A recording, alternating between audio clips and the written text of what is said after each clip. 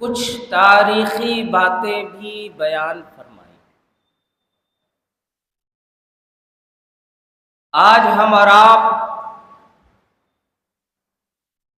حضور مخدوم سمنہ علیہ رحمت الرضوان کے عرس پاک کے موقع پر بیٹھے ہوئے۔ خوش نصیب ہیں وہ لوگ جو دربار مخدوم سمنہ میں حاضری دے کر بالکل آمنے سامنے فیض یاب ہو رہے ہیں۔ سب سے پہلی چیز یہ ہے کہ یہ عرس ہوتا کیا ہے؟ عرس کیا چیز ہے؟ کیوں منائی جاتی ہے؟ عرس کرتے کیوں ہیں؟ اس کے اوپر غور کرنے کی ضرورت ہے۔ اور ہمارے بچے ہیں تو ان بچوں کو سب سے پہلے ہمیں کوئی کام کرنے سے پہلے اس کام کا مقصد بھی جاننا ضروری ہے۔ مقصد اگر نہیں جانیں گے تو کما حقہ جو فائدہ ہم کو اس کام سے ہونا چاہیے وہ نہیں ہو پائے۔ عرس اس لیے منایا جاتا ہے، ہر ایک شخص کا عرس نہیں ہوتا۔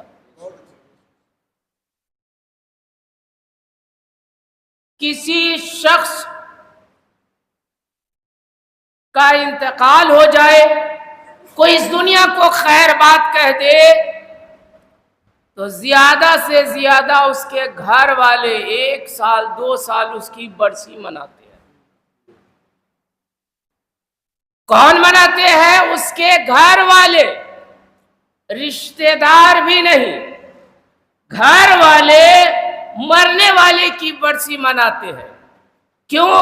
کیونکہ گھر والے نے اپنی پوری زندگی اپنے آل اولاد کے لیے صرف کر دیا، تو ان بچوں کے دلوں میں اگر کچھ محبت ہوتی ہے تو وہ اپنے ماں باپ کا 1 سال 2 سال 3 سال زیادہ سے زیادہ 5-10 سال برسی منا کر کے معاملہ کو ختم کر دیتے ہیں، ٹھنڈے بستے میں ڈال دیتے ہیں۔ لیکن اگر کوئی شخص اپنے گھر والے کی خدمت نہ کر کے زمانے کی فکر کرے، دنیا والے کی فکر کرے، دنیا والے کی بھلائی سوچے، دنیا والے کو راہ مستقیم پر لانے کے لیے کوشاں رہے، تو پھر اس بندے کو جس کی خدمت کے لیے انہوں نے وقف کیا، جب تک وہ ہے اس کے نام سے کچھ نہ کچھ وہ کرتا رہتا ہے، اس کے بعد بھی آنے والی نسلیں ان کے نام سے کچھ نہ کچھ کرتی رہتی ہیں۔ عرس کا مقصد کیا ہے؟ عرس کہتے ہیں ملنے کو۔ عرس کے معنی ہوتا ہے ملنا۔ جس روز ایک کامل ولی کا وصال ہوتا ہے، تو کامل ولی کے وصال کے روز، اور وہ ملتے کیوں ہیں؟ کن سے ملتے ہیں؟ تو کہتے ہیں کہ حضور سرکار دو عالم سے ملاقات ہوتی ہے، رب کائنات کے قرب میں وہ حاضر ہوتے ہیں۔ جب وہ رب کائنات کے قرب میں حاضر ہوتے ہیں تو ان کا مقام بہت رفیع کر دیا جاتا ہے، بڑھا دیا جاتا ہے، ان کے درجات میں ترقیاں ہوتی رہتی ہیں۔